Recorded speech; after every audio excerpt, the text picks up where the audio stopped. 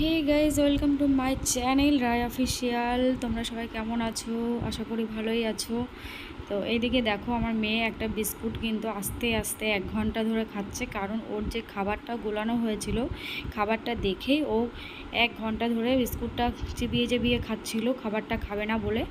তো এদিকে যে পাখিটাকে দেখলে, পাখিটাকে প্রত্যেক দিন আমরা খেতে দিই, কারণ বিস্কুট তারপরে ঝুড়ি ভাজা এগুলো দিই, ওর লোভ হয়ে গেছে। তাই জন্য প্রতিদিনই আসে আমাদের জানলায়। তারপর ওদিকে আমি কিন্তু আমার ছোট্ট কিচেনে ঢুকে পড়েছি, আমার মেয়েও চলে এসেছে আমার সাথে সহযোগিতা করার জন্য, কারণ আমাকে প্রচণ্ড জ্বালায়। এই জন্য ওকেও আমি আমার হাতে হাতে কটা কাজ বলি করে দিতে। তো এটা ওটা আনাই, এগুলোই করাই ওকে দিয়ে। তারপর আমি কিন্তু কিচেনটাকে একটু ভালো করে পরিষ্কার করে আমি রান্না বসাবো। তো সকাল বেলায় সব ফ্রেশ হয়ে আমি কিন্তু কিচেনেই ঢুকেছি মেয়েকে রেডি করিয়ে খাওয়িয়ে, কারণ এখন বেলা বাজে 11টা। দুপুরের রান্নাটা আমাকে করতে হবে, এই জন্য আমি কিচেনে চলে এসেছি। তো তারপর ফ্রিজে গিয়ে দেখলাম কি রান্না করব। আমাদের মহিলাদের একটাই সমস্যা, যে সকালে উঠেই আমরা ভাবতে থাকি যে আজকে এটা খেলাম, কালকে কি রান্না করব। আর সবজি দেখে মনে হয় কি রান্না করব। তো এই সবজিগুলোর মধ্যে আমি ভাবছিলাম যে আজকে কি রান্না করা যায়, কারণ আজকে স্যাটারডে। তো আজকে আমাদের নিরামিষ। তারপর হচ্ছে ভাবলাম আলু পটলের তরকারি করি। তো মেয়েকে বললাম তুই আমাকে এগুলো ভালো করে তুলে দে। তো ও আমাকে তুলে দিল। আর এত গরম লাগছিল কিচেনে, কি বলবো, কিছু বলার নেই। তারপরে একটু মুখ টুক মুছে টুছে আমি আমার কাজ করতে শুরু করে দিলাম। তো পটলগুলো ছুলে সবজিগুলো আগে কেটে গুছিয়ে তারপরে আমি রান্নাটা বসাবো, কারণ এত দিকে সামলানো যায় না। মেয়েও আমার খুব একটু জ্বালাতন করে মাঝে মাঝে, কি যে হয়, তো প্রচণ্ড জ্বালাতন করে। তারপর এই যে পটলের যে খোসাগুলো দেখছো, এগুলো কিন্তু আমি ফেলে দেবো না, এগুলো আমি প্যাকেট করে রেখে দেবো, কারণ এই খোসাটা কিন্তু বাটা খেতে দারুণ লাগে। কে কে খাও আমাকে কমেন্টে জানিও। আমি খাই আর আমার কিন্তু ভীষণ ভালো লাগে। আর এইদিকেই দেখো, আমার মেয়ের রাজ্য ছড়িয়ে রেখেছে, এই খেলনাগুলো সব সময় ছড়িয়ে রাখে। তো একবারেই তুলবো, গোছাবো, তার আগে আমাকে রান্নাটাও কমপ্লিট করতে হবে।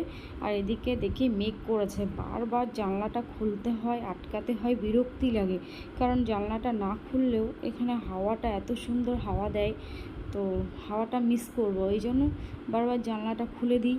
আর বৃষ্টি আসলে বারবার লাগিয়ে দিতে হয়। আর এদিকে সবজিগুলো কাটার পর বেসিনে এত নোংরা হয়ে গেছিলো, ওটা পরিষ্কার করেছি। তারপরে দেখি আমার ভাতটাও হয়ে গেছে।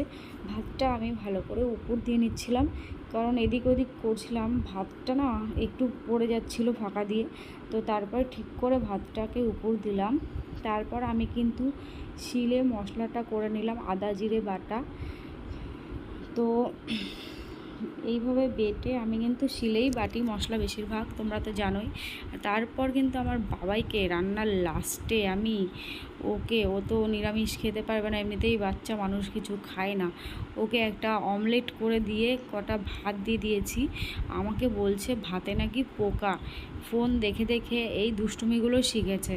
তারপর স্নান টান করিয়ে আমি ওকে বললাম একটু পড়তে বস। তো ও বলল মা বই দাও, আমি পড়বো।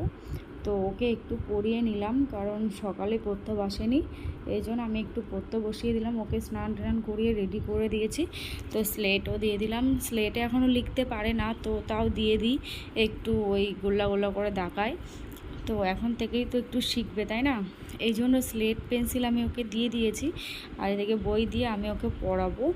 তো একটু পড়িয়ে টড়িয়ে খাওয়াবো, খাওয়িয়ে তারপর আমিও স্নান করে আসবো, এসে ওকে ঘুম পাড়াবো। তো এদিকে আমি জামা কাপড়গুলো কটা ছিল গুছিয়ে নিলাম। বাবাই, ফিশ কোনটা? ফিশ আর এলিফেন্ট আর গ্রেপস, হর্স।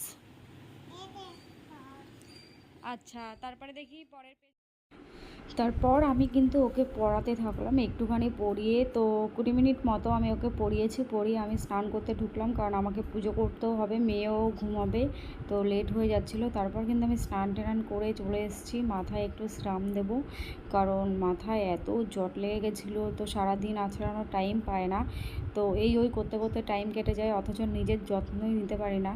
তো তারপরে আমি শ্রাম দিয়ে চুলটাকে ভালো করে বেঁধে রাখলাম, পরে আছড়াবো মেয়েকে ঘুম পাড়িয়ে, কারণ এখনও খুব জ্বালাতন করবে, এজন্য আমি কিন্তু কোনোরকম চুলটাকে বেঁধে রেখে দিলাম।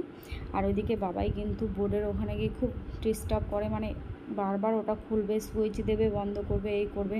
তারপরে আমি বললাম চল একটু টয়লেট করে আসবি ঘুমানোর আগে, তো ওকে নিয়ে আমি চলে গেলাম বাথরুমে। তো তারপর আমি বললাম যে একটু জল ভরে নিই, ঘরে বোতলে জল নেই, তো ফ্রিজের জল এখন খাবো না, তো হালকা ঠান্ডা ওয়েদারই আছে।